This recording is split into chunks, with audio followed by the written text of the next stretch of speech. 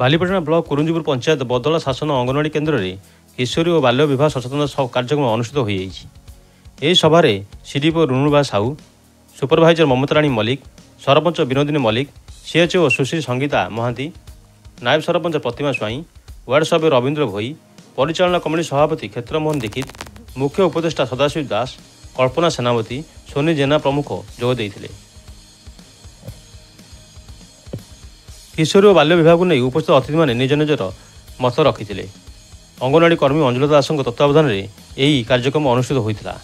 ସଭାରେ ସ୍ଥାନୀୟ ଅଞ୍ଚଳର କିଶୋରୀ, ଗାଁ କଲ୍ୟାଣ ସମିତି ସଭ୍ୟମାନେ ଉପସ୍ଥିତ ଥିଲେ।